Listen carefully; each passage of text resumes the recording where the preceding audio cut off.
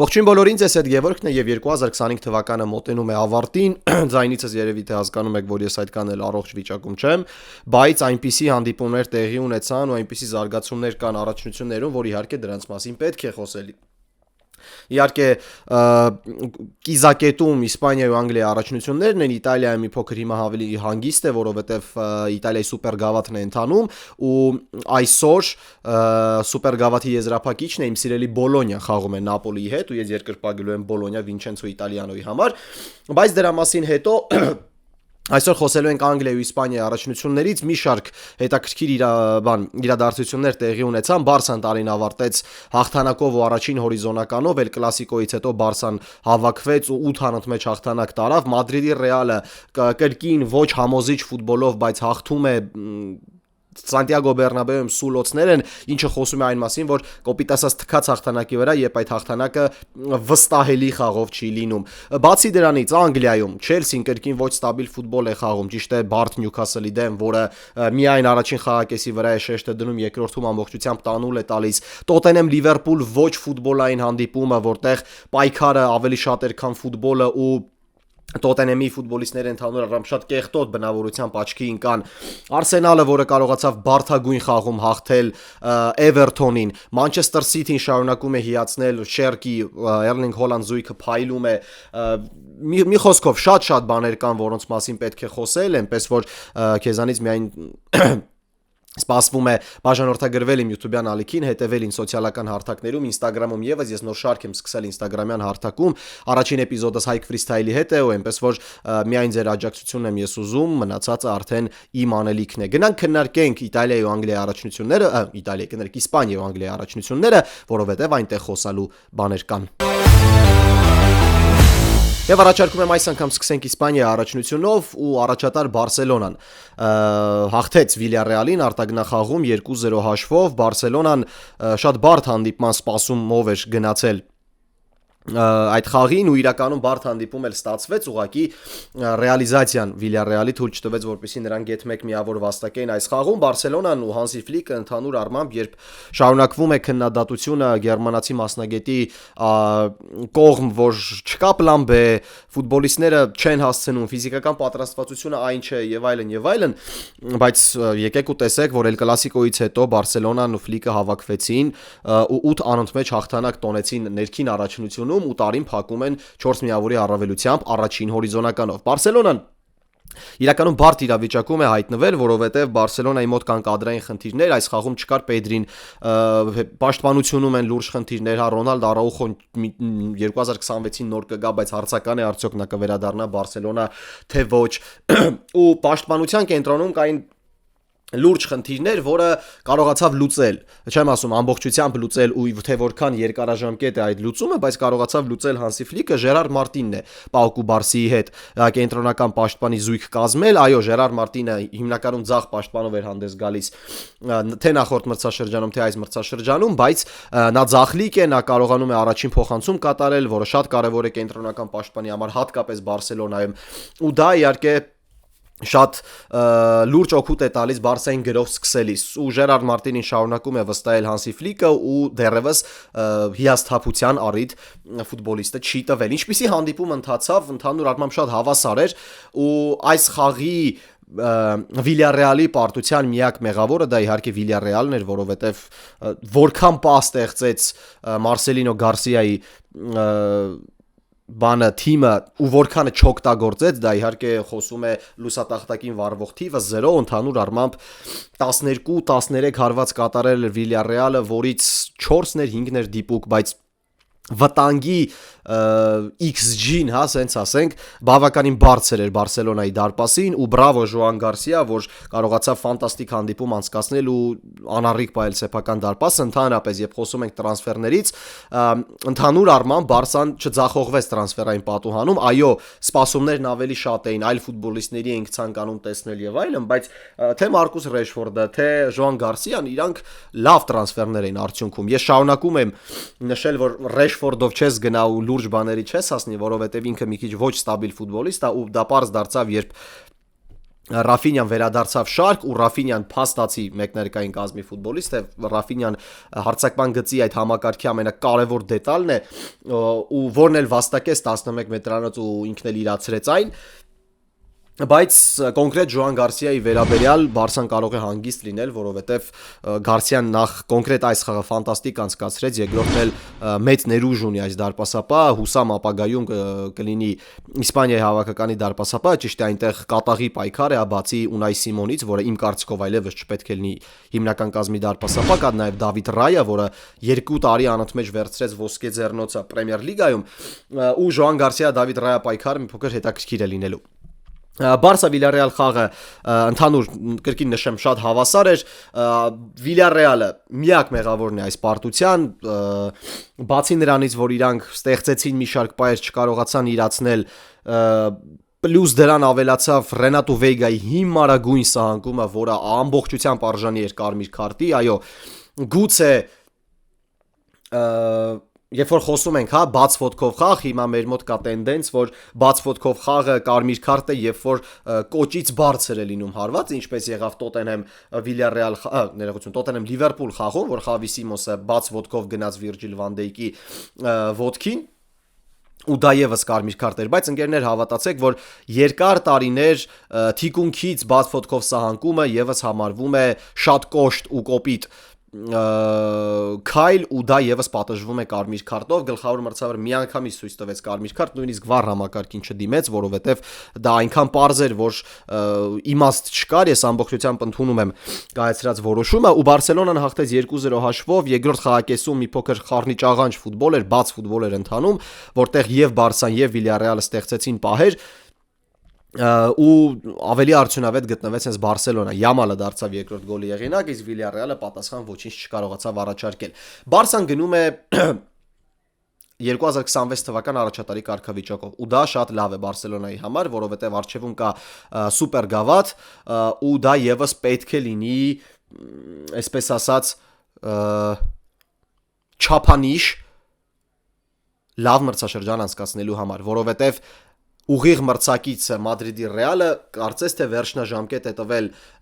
Խաբի Ալոնսոին, որ եթե դու չհաղթեցիր Իսպանիայի սուպերգավաթը, դու հեռացվելու ես։ Ուրեմն պետք է պայքարել ինչ-որ բանի համար ու վստահ պետք է լինել, որ մրցակիցները լինելու են ամբողջությամբ մոտիվացված։ Բարսայի հետ կապված դրականը միայն ճիշտ է, բացերը շատ են, երբ որ ես ասացի, որ Վիլարեալը ստեղծեց հավասարաչափ ու նույնիսկ ավելին քան Բարսելոնան, Տելեգրամյան իմ հարթակում մարդիկ միանգամից գրեցին, դե դու Ռեալի երկրպագու ես, վառ զգացվում է, մի հատ նայ վիճակագրությանը նոր ասաով ավելի շատ պաս ստեղծել ընկերներ, վիճակագրությունը իմ համար այնքան երկրորդական է, որ ես վիճակագրությանը այդքան շատ չեմ հետևում, ես նայում եմ խաղին, ես խաղը տեսնում եմ, ես հետո մտնում գնահատականներն եմ նայում, ու երբ խաղի լավագույն ֆուտբոլիստը լինում է դարպասապահ, այսինքն երկու ֆուտբոլիստ եղան 8.5 գնահատականով, դա Ժոան Գարսիան էր ու Լամին Յամալը։ Շատ պարզ է ինչի համար Լամին Յամալը ստացավ խաղի լավագույն ֆուտբոլիստ, որովհետև PR մեդիա ու Լամին Յամալ, իսկ իմ կարծիքով խաղի լավագույնը դա Ժոան Գարսիան էր ու երբ թիմը խաղում է, իսկ լավագույն ֆուտբոլիստը դառնում է դարպասապահ, ուրեմն թիմը այդքան էլ լավ չի խաղացել։ Շարունակվում են խնդիրները Բարսայում, բայց Բարսան շարունակում է մնալ առաջատար։ Թիկունքում պահելով Մադրիդի Ռեալին։ Մադրիդի Ռեալ Ռեալը հաղթեց 2-1 հաշվով, ներողություն, 2-0 հաշվով հաղթեց Մադրիդի Ռեալը, հաղթեց Սևիլիային, որտեղ եւս կարմիր քարտ եղավ ու դա եւս արդարեցիորեն էր, կարմիր քարտ պետք է լիներ, որովհետեւ կրկին հիմար քայլերի են գնում Բարսայո Ռեալի մրցակիցներ ու ես ընդհանուր հեսա որպես ամփոփում կխոսեմ Իսպանիայի առաջնությունից, բայց Մադրիդի Ռեալը հաղթում է ոչ համոզիչ ֆուտբոլով ու դա ապացուցում է Սանտիագո Բեռնաբեում հավաքված երկրպագուների սուլոցները խաղի ընթացքում, որպեսզի հասկանաք Ռեալը հաղթում էր, երբ Սանտիագո Բեռնաբեում սուլում էր, որովհետև երկրպագուները տեսնում էին, որ այս ֆուտբոլով հաղթում են շատ քիչ։ Խաբի Ալոնսոն շարունակում է ընտրել ինչ-որ անհասկանալի մեկնարկային կազմեր, շարունակում է կազմում տեղ գտնել միառժամանակ Ջուդ Բելինգեմին ու Արդա Գյուլերին, Ֆրան Գարսիան է շարունակում լինել մեկնարկային կազմի ֆուտբոլիստ, այո կան կադրային խնդիրներ, այո պաշտպանությունը այդքան էլ լավ վիճակում չէ, պահերը ինչպես Բարսայում, այդպես էլ Ռեալում շարունակվում են ստեղծվել, Ռեալն ու Բարսան պաշտպանությունում հիմա շատ թույլ ու խայտառակ վիճակում են։ Ու շատ մշուշոտ է շարունակում մնալ Խաբի Ալոնսոյի ապագան որպես Ռեալի գլխավոր մարզիչ ու ես շատ եմ ցավում, որովհետև ճնշումը հիմա այնքան շատ է, որ ես կարծում եմ, որ թեկուզ եւ հաղթեն սուպերգավաթը Չաբի Ալոնսոն պետք է հեռանա Ռեալից, որովհետև սա շատ լուրջ է ազդում նրա մարշչական ռեպուտացիայի վրա, որովհետև սխալը սխալի հետևից, սխալ որոշումը սխալ որոշումի հետևից, ճնշումը շարունակում է մեծանալ, ֆուտբոլիստները երեխավարի են պահում իրանց Վինիսիուս Ժունիորը, եղբայր, ինչ ես դու անում։ Այունակ նայեք։ Մոհամեդ Սալահը սխալվեց։ Ճիշտ է, միանշանակ։ Բայց Մոհամեդ Սալահը իրեն չպահեց այսպես։ Այսինքն Մոհամեդ Սալահը չգնաց, նկարներ չգցեց, պրոֆիլի նկար չփոխեց, Լիվերպուլի ֆուտբոլիստ գրությունը չհանեց, ինքը դուրս եկավ, պարզ խոսեց, դժգոհությունը հայտնեց, ակումբի հետ քննարկվեց, ամեն ինչ հարթվեց, գնաց։ Իսկ Վինիսիուս Ժունիորը ինչ որ 15-14 տարեկան դեռահասի տպավորություն է թողնում ինձ մոտ։ Երբ որ ես տարիներ շարունակ ասել եմ, որ Վինիսիուս Ժունիորը երբ մտածում է ֆուտբոլի մասին, ինքը ֆանտաստիկ ֆուտբոլիստ է, ինքը հիասքանչ տաղանդ է, ու երբ որ ինքը մտածում է միայն ֆուտբոլի մասին, ինքը անկասելի է խաղադաշտում, դա ես շարունակում եմ պնդել։ Բայց ախր Վինիսիուս Ժունիորը շատ քիչ է նման իրավիճակներով աչքի ընկնում։ Վինիսիուս Ժունիորը երեխա է, դեռահաս է, որը ամեն փոքրիկ բանից սկսում է նվնվալ, ամեն փոքրիկ բանից սկսում է նեղանալ, այդպես չեն վարվում սուպերաստղերը։ Երբ որ մենք ժամանակագրությամբ նայում ենք, թե ինչպիսին էին սուպերաստղերը ժամանակին, իրոք սուպերաստղերը, ու հիմա ինչպիսին են սուպերաստղերը, դու մի փոքր չես կարողանում նրանց նայել որպես կուրկ։ Ես չեմ հավատում, որ հիմա երեխաները կարող են նայել, մարդիկ, որոնք գիտակցում են, որ սա սխալ է, նայեն ու ասեն, որ գիտեք ինչ կա, Վինիսիուս Ժունիորն իմ կուրկն է։ Ու եթե դու կուրկ ես ու այսպիսի բնավորությամբ ես դու աչքի ընկնում, ցավում եմ այն երիտասարդության, այն երեխաների համար, որոնք համարում են Վինիսիուսին կուրկ։ Ընկերներ, Վինիսիուսը օրինակ չէ։ Որպես մարդ, ես սա փաստում եմ։ Վինիսիուսը օրինակ չէ ու երբեք չի կարող լինել։ Որովհետև Վինիսիուսը տոտալ անարգանք է ցույց տալիս մարշի նկատմամբ ու թքած ունեմ, որ խաղներ Ալավեսներ, որ գոլ խփեց Ռեալը, Վինիսիուսը գնաց գրկեց խաբը, էդի ուղակի կրկես է անկերներ։ Ուղակի կրկես, որը հասկանում են բոլորը։ Զարմանում եմ։ Ես կարծում եմ, որ Վինիսիուսը պետք է հեռանա Մադրիդի Ռեալից, ամռանը համենայն դեպս։ Թե ուր կգնա Վինիսիուսը, չեմ կարող ասել, բայց աշխատավարձի այն պահանջը, որն ունի բրազիլացին, կարող են ապահովել միայն Սաուդյան Արաբիայի թիմերը։ Ուրիշ ոչ մի թիմ նախ չի համաձայնվի այս բնավորության ֆուտբոլիստին պահել, երկրորդն էլ այդքան աշխատավարձ։ 30 միլիոն։ Վինիսիուսը պահանջում է Մադրիդի Ռեալից։ 11 հանդիպում անընդմեջ Վինիսիուսը գոլ չի խփում։ Ինչպես կարելի է պահանջել 30 միլիոն։ Այն Մբապեն կարող է պահանջել, նույնիսկ ավել։ Կիլիան Մբապեն, նայեք ընկերներ, ես նոր ոդքասթ եմ ձայնագրում իդեպ, որը հունվարից է լինելու եթերում, ու մեր պիլոտային թողարկման ժամանակ, երբ որ ես խոսում էի հյուրիս հետ, ինքը շատ հետաքրքիր բան ասեց։ Գիտեք ինչու է Մադրիդի Ռեալը հիմա թույլ, համեմատականով, որովհետև Մադրիդի Ռեալը երբեք կախվածություն չի ունեցել երկու ֆուտբոլիստից։ Մադրիդի Ռեալում միշտ եղել են ֆուտբոլիստների հավաքածու, որոնք միմյանց լրացրել են, ցույց տալով ֆանտաստիկ ֆուտբոլ։ Միշտ այդպես եղել։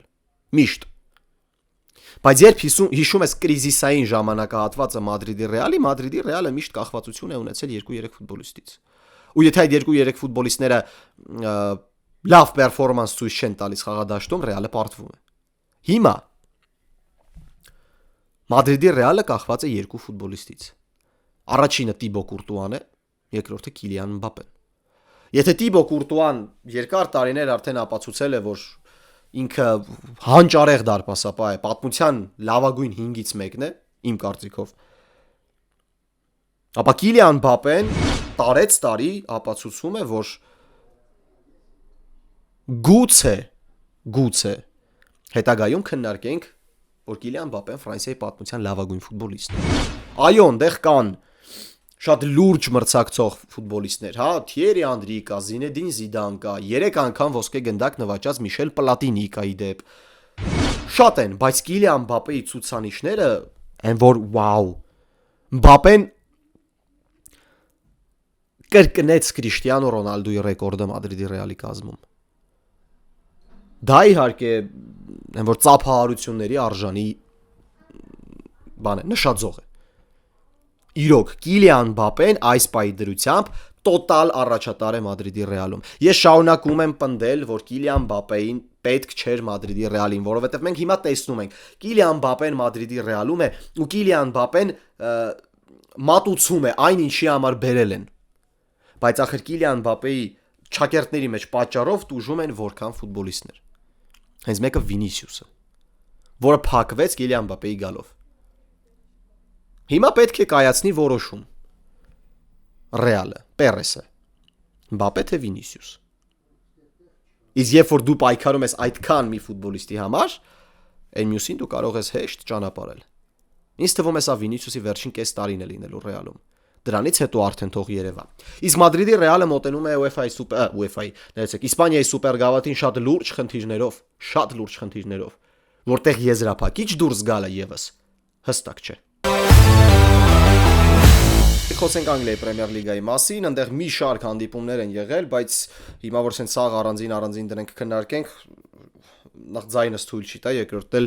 շատ երկար տեսանյութ կլինի ու ես պատրաստվում եմ նաև ամփոփիչ տեսանյութին, կարծում եմ այս շաբաթ դուրս կգա տարվա 10 լավագույն ֆուտբոլիստների մասին տեսանյութ, այսինքն ոչ թե տարվա, այլ 2025-26 մրցաշրջանի առաջին հատվածի 10 լավագույն ֆուտբոլիստների վերաբերյալ տեսանյութ ես կհրապարակեմ, դա արդեն կորոշեմ կամ 2025 կամ 2025-26 մրցաշրջանի մասին խոսք կգնա, բայց Անգլիայի Պրեմիեր լիգա նախ Նյուքասլ Չելսի, հա, տուրը սկսվեց հենց այդ հանդիպումով, Նյուքասլ Չելսի խաղն ավարտվեց 2-2 հաշվով ու այդ խաղը ցույց տվեց երկու բան, երկու թիմերի մասին էլ նույնը, թե Նյուքասլը, թե Չելսին այս մրցաշրջանում ոչ ստաբիլ են։ Առաջին խաղակեսում դոմինանտ էր Նյուքասլը, երկրորդ խաղակեսում դոմինանտ էր Չելսին ու շատ հետաքրքիր է այն, որ մեկ անգամ չէ որ մենք դա նկատել ենք ու ես դրա մասին վստահ եմ որ խոսացել եմ, որ ես օրինակ ճիշտ է կարող եմ փոքր sense բան թվալ, տիեզերական համեմատություն թվալ, բայց կոնկրետ խաղավոճի ու ինչի վրա է շեշտը դրվում, ես նման բան տեսել եմ նաև Հայաստանի առաջնությունում Ալաշկերտին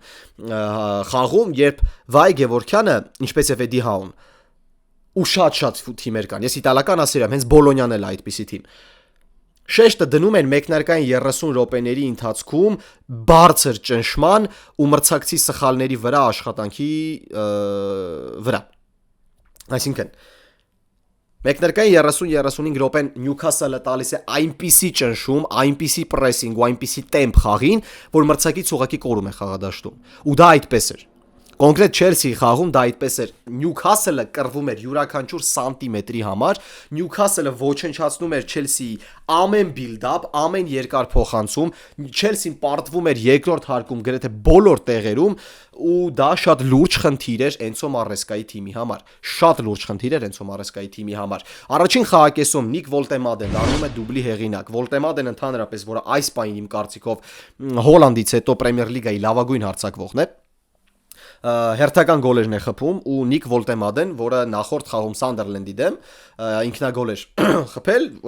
որպես այդպեսին արդարացում է, ներողություն է խնդրում երկրպագուներից, բայց Նյուքասլը ուղակի պատռեց առաջին խաղակեսում Չելսին, ուղակի պատռեց, այնտեղ Էնթոնի Գորդոն կար, այնտեղ Վոլտեմադե կար, եթե չեմ սխալվում, Մըրֆին էլ էր խաղում, թե մի բան խառնում եմ, Կտորի Էլանգաներ չէ, Մըրֆին էլ էր խաղում, ինչքան որ հիշում եմ։ Ու այդ ճնշումը Գորդոն, Մըրֆի, իրանք բավականին բարձր են, Նիկ Վոլտեմադեն, որը 2 մետրանոց է, բայց կարողանում է արագության վրա խաղալ, թիկունքից Գիմարայեշը տոնալ, ես ուղղակի գնալով ավելի շատ եմ սիրահարվում Բրունո Գիմարայեշի ֆուտբոլին ու շատ եմ ցավում, որ Լիվերպուլը չկարողացավ իրան ձեռք բերել, ինքը ընտրեց Նյուքասլը աշխատավարձի պատճառով,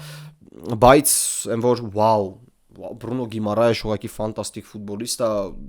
շատ խելացի, շատ ագրեսիվ, այն ֆուտբոլիստն է, որը ես սիրում եմ կիսապաշտպանության գծում, այսինքն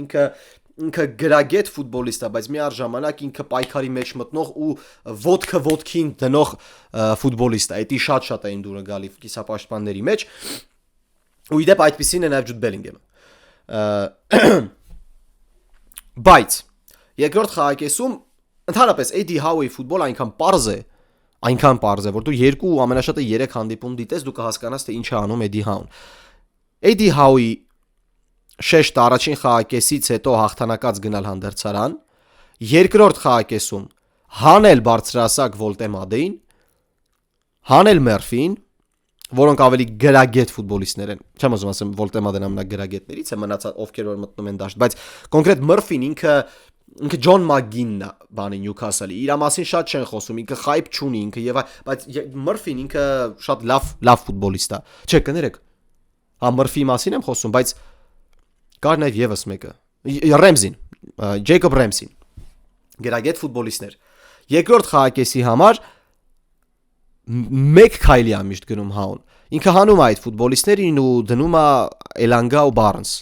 Արագաշարժ Էլանգա ու Բարնս, որոնք խաղում են միմիայն հակագրողների վրա։ Ու Նյուքասլի այդ խաղը աշխատում էր։ Իրոք աշխատում էր։ Միջև այն պահը, երբ շատ անհաջող իրավիճակում ու շատ ոչ պարտադիր, ասենք ասենք իրավիճակում Նյուքասլը բաց թողեց գոլ։ Տուգանայինից Ռիս Ջեյմսը ֆանտաստիկ հարվածով աչքի ընկավ, ուղղակի որ այո կարելի էր այնտեղ Ռամսդեյլին մեղադրել, որ կարող էր ավելի լավ խաղար կամ եւ այլն, բայց Ջեյմսի հարվածը այնքան լավն էր, որ կոնկրետ մեղադրանք դարպասապային պետք չհարուցել։ Որից հետո արդեն մի փոքր խառնված իրավիճակ պաշտպանությունում, հարցակման գծում շատ բան չէր ստացվում ու գնաց դասական Պրեմիեր լիգայի ֆուտբոլ։ Դասական։ Թիմերը մոռացան պաշտպանությունների մասին, մեկը մյուսին ճակատ առ ճակատ գրողներ, որից ավելի արդյունավետ էր Չելսին, խփելով երկրորդ գոլը։ Բայց կոնկրետ այս խաղը ցույց տվեց, որ Չելսին ունի խնդիրներ ստաբիլության հետ։ Չելսին ունի խնդիր transition-ում։ Երբ իրանք հանդիպում են շատ բարձր տեմպային պրեսինգի։ Ռիս Ջեյմսը հենակետային գոտում այո աշխատում է, բայց աշխատում է, երբ այնտեղ կա Կայսեդո, Էնցո։ Կայսեդոն ու Էնցո Ֆերնանդեսը հայտնվեցին դաշտում, Չելսին վերցրեց խաղադաշտի կենտրոնը։ Խաղադաշտի կենտրոնը վերցնելուն պես Չելսին սկսեց խաղալային ֆուտբոլը, ինչը մենք տեսանք։ Սիրում ենք տեսնել ավելի շատ։ Կան ֆուտբոլիստներ, որոնք անփոխարինելի են Չելսի այս կազմում, ու Էնցոն ու Կայսեդոն այդ երկու ֆուտբոլիստներն են։ Իսկ Ալեխանդրո Գառնաչոն ընկերներ, չեմ հասկանում ինչի ձեռք բերեց։ Իսկ Մանչեսթեր Յունայթեդը հիմա ղեկավարները 10+ տարի ասխալ որոշումներ են կայացնում։ Կոնկրետ այս որոշումները ուսես ծափ են տալի, ասում են, վայ, մերսի Չելսի ջան, մենակ մենք չենք հիմնար, դուք եք հիմնար։ Ալեխանդրո Գառնաչոն, չեմ հասկանում ինչի համար ինքը Չելսիում։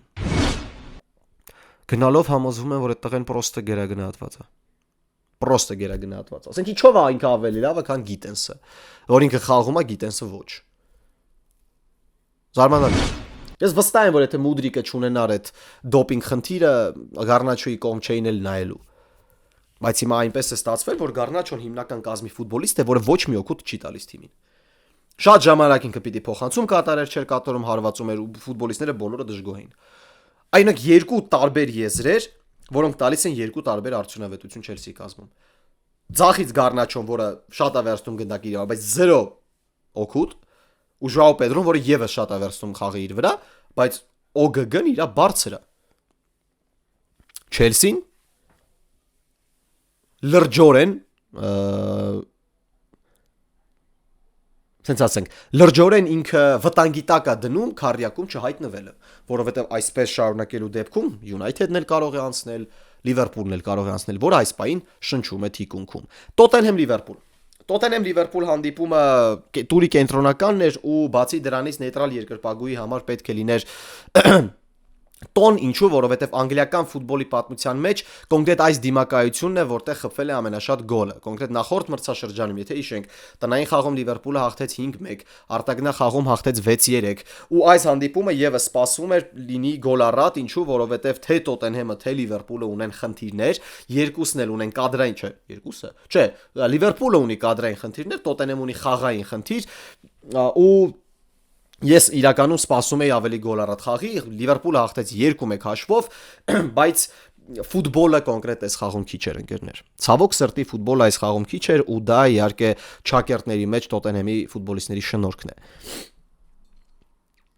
Առաջին խաղակեսի մեկնարկային ինչքանն էր 20 րոպեն, ես մի հատ նայեմ, երբ է կարմիր ստացել Սիմոնսը 33-րդ րոպեին 33-րդ րոպեին Սիմոնսը ստանում է կարմիր քարտ։ Մինչև այդ պահը շատ հավասար ֆուտբոլ էր գնում, ասեմ ավելին Տոտենհեմը ուներ չնչին առավելություն։ Բայց քիչ պահերով, քիչ սուր դրվագներով, ընդհանուր առաջին խաղակեսը ու օրինաչափ էր 0-0-ն։ Ու այդպես էլ եղավ։ Բայց եկավ պահ, երբ թիմը Տոտենհեմը սկսեց խաղալ այդ աֆեկտի տակ ու ինչը բերեց Սիմոնսի կարմիր քարտին։ Ասել, որ Խավի Սիմոնսն ուզում էր դիտմամբ գնալ այդպես Վիրջիլ վան Դայքի ոտքին, ոչ, երկի ոչ։ Բայց խաղային դրվագը ստացվեց կոպիտ ու գլխավոր մրցավարը վառ համակարգին դիտելուց հետո ցույց տվեց կարմիր քարտ, ինչը ամբողջությամբ արդարացված էր։ Սա արդեն երկրորդ դեպքն է, երբ Վիրջիլ վան Դայքի հետ պայքարի պատճառով ֆուտբոլիստը ստանում է կարմիր քարտ։ Նման դեպք եղավ նաև Նյուքասլի խաղում, Էնթոնի Գորդոնը ստացավ կարմիր, լրիվ նույն խախտման համար։ Թիմերը գնացին ընդմիջման ու ես վստահ էի, ավելի քան վստահ էի, որ Արնե Սլոտը երկրորդ խաղակեսի հենց սկզբում խաղադաշտա դուրս բերելու Ալեքսանդր Իսակին։ Որովհետև Հյուգո Էկիտիկեն ինքը այո կենտրոնական հարձակվող է, բայց Հյուգո Էկիտիկեն ինքը տենց կենտրոնում մնացող հարձակվող չի։ Ինքը լողում է եզրերով, ինքը իջնում է ներքև, խաղարկում է եւ այլն եւ այլն։ Իսկ Լիվերպուլին պետք էր կոնկրետ հենց այդ ամպլուայի հարձակվող։ Ինքը պարտադիր կլինի երկու պաշտպանների, կենտրոնական պաշտպանների արանքում։ Ու երկրորդ խաղակեսը ընկերներ եւս ֆուտբոլի մասին քիչ էր։ Լիվերպուլը խփում է գոլ, Ալեքսանդր Իսակն է դառնում գոլի հեղինակը։ Ինչն է հատկանշական, որ Լիվերպուլին հաղթանակ պարգևեցին ամառային տրանսֆերային պատվանի ֆուտբոլիստները։ Վիրցը գոլային փոխանցում կատարեց Իսակին, Ֆրիմպոնգը գոլային փոխանցում կատարեց Էկիտիկեին։ Բայց Ալեքսանդր Իսակի գոլը այնքան թանկ նստեց շվեդ ֆուտբոլիստի վրա։ Ըստ տեղեկությունների Իսակը ունի ոտնաթաթի կոտրվածք ու բաց կթողնի առնվազն 4 ամիս։ Ծանրագույն վնասվածք հասցրեց Միկի Վան դե Վենը, շատ կեղտոտ։ Ես դրա մասին գրառում կատարեցի, ես կամփոփեմ այս թեման կոնկրետ կեղտոտ ֆուտբոլի մասին։ Շատ կեղտոտ սա անկում կատարեց, ոտքը մնաց տակը Ալեքսանդր Իսակի երկու ոտքերի արանքը ու ստացավ կոտրվածք։ Այո, նա դարձավ գոլի հեղինակ, բայց ինչ արժեք ուներ այդ գոլը, եթե Իսակը ստանում է վնասվածք։ Փոխարինվում է Իսակը, դուրս է գալիս Ջերեմի Ֆրիմպոնգը։ Ու դրանից հետո ընկերներ միմիայն կոշտ ու կոպիտ ֆուտբոլ Տոտենհեմի ֆուտբոլիստների կողմից։ Լիվերպուլը խփում է նաև երկրորդ գոլը։ Ու այդ դրվագում ես իրականում զարմացա, որ վառ համակարգին չդիմեց գլխավոր մրցավարը, որովհետև այո, օթային պայքարում հաղթեց Էկիտիկեն Քրիստիան Ռոմերոին, բայց ես ձեռքի շարժում նկատեցի ցածկի ժամանակ ու առնվազն դա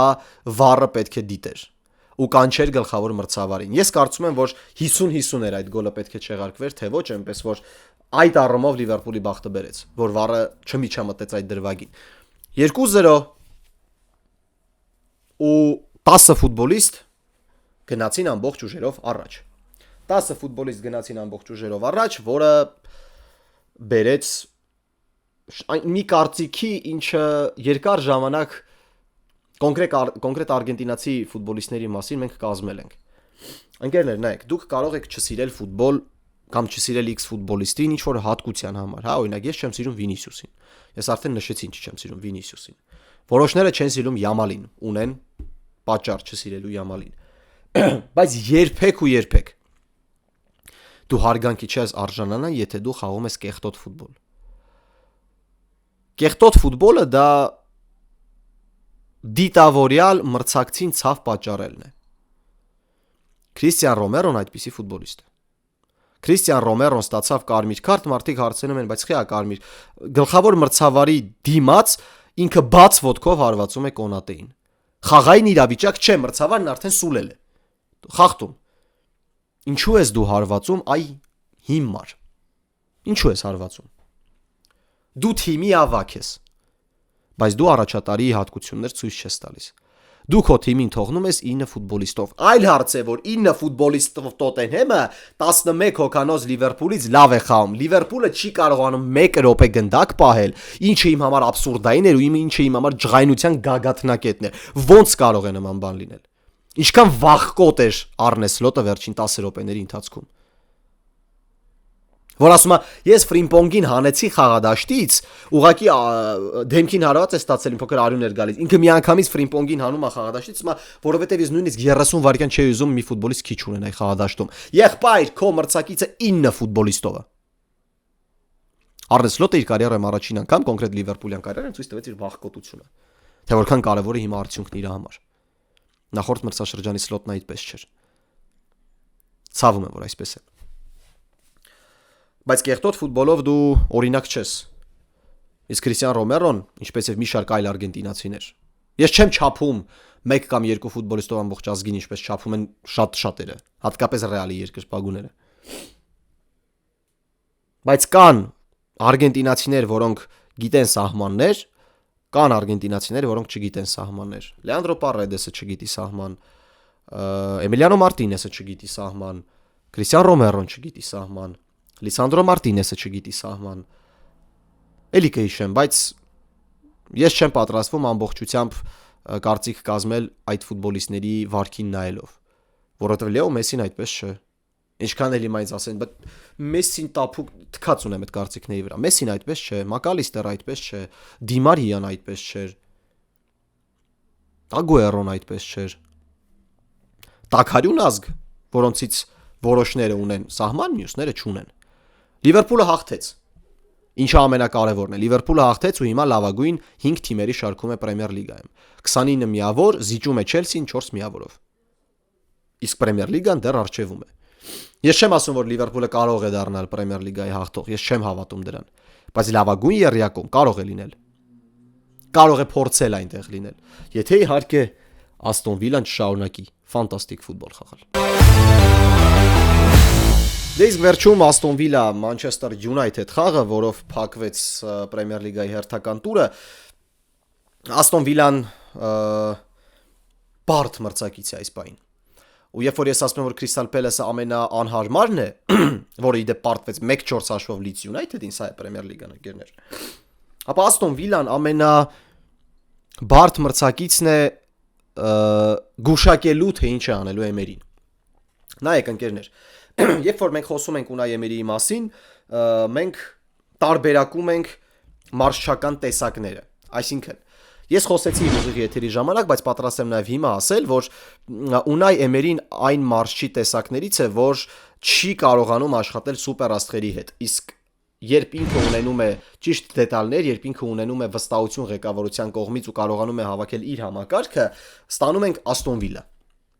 Ստանում ենք 3 տարի անընդմեջ հաղթած Եվրոպա լիգան հաղթած Սևիլիա։ Ստանում ենք Եվրոպա լիգա հաղթած Վիլյարեալ։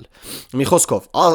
Ունայ, ես ուզում եմ դուք հասկանաք, որ այս Աստոն Վիլան ամբողջությամբ Ունայ Էմերիի գաղափարն էր։ Ամբողջությամբ, ինչ դուք տեսնում եք, build up, pressing, արդյունք, ֆուտբոլիստների ամբողջը Ունայ Էմերիի հանճարն է։ Ու բրավո այդ մարշին։ Աստոն Վիլան 10-րդ անընդմեջ հաղթանակը տոնեց ընկերներ։ 10-րդ անընդմեջ հաղթանակը տոնեց հաղթելով Մանչեսթեր Յունայթեդին 2-1 հաշվով։ Մանչեսթեր Յունայթեդը այս խաղում հաղթանակի դեպքում կարող էր բարձրանալ 5-րդ հորիզոնական, բայց Մանչեսթեր Յունայթեդը կոնկրետ այս խաղին մոտեցել էր խայտառակ շատ կադրային խնդիրներով, խայտառակ շատ։ Բացի նրանից, որ պաշտպանությունում խաղում են միայն երիտասարդներ, բացի նրանից, որ Մանչեսթեր Յունայթեդը ստաբիլ չէ, չկա նաև Ամադ Դիալո ու չկա նաև Բրայան Բեմո, որոնք գնացել են Աֆրիկայի գավաթի խաղարկության։ Բայց շատ հետաքրքիր էր, ներողություն, շատ հետաքրքիր էր, թե ինչպես էր Ռուբեն Ամորիմը պատրաստվում դասավորվել Աստոն Վիլայի խաղին։ Ու Ռուբեն Ամորիմը կատարել է շատ ճիշտ որոշում, ուղղակի կան ֆուտբոլիստներ, որոնք համապատասխան չեն այդ որոշումներին։ Հա, հենց մեկը Մանուել Ուգարտեն ու Դիոգո Դալո։ Առանց Բեմո ու Դիալո Մանչեսթեր Ռուբեն Ամորիմը որոշել էր խիտ խաղալ կենտրոնում, անհատապես ֆուտբոլիստների հետ։ Ինչ եմ դա ասում, բանի Ունայ Էմերի հիմնական գործիքը պաշտպանությունից դուրս գալիս դա երկու հենակետային կիսապաշտպաններն են՝ Կամարան ու Օնանան։ Կա նաև Մորգան Ռոջերսն ու Ջոն Մագին, որոնք եզրերից տեղափոխվում են կիսա եզրեր, փնտրելով գծերի արանքում ազատ տարածություն, բայց նրանց հետ այդ ժամանակ շարժվում էին նաև լատերալները Մանչեսթեր Յունայթեդի։ Ու Մանչեսթեր Յունայթեդը առաջին խաղակեսում գերազանցում էր մրցակցին։ Թե ֆուտբոլով, թե պահերով, թե մարտավարորեն։ Իրոք գերազանցում էր։ Յունայթեդը ստեղծում էր ավելի վտանգավոր պահեր։ Յունայթեդի պրեսինգը աշխատում էր։ Ես ինչ եկել է Ռուբեն Ամորիմը, ես դες վստահեցնում եմ, ինչ եկել է Ռուբեն Ամորիմը, ես չեմ հիշում խաղ, որտեղ լատերալները խաղան այդքան բարձր։ Ու դա բերում էր իր օգուտը,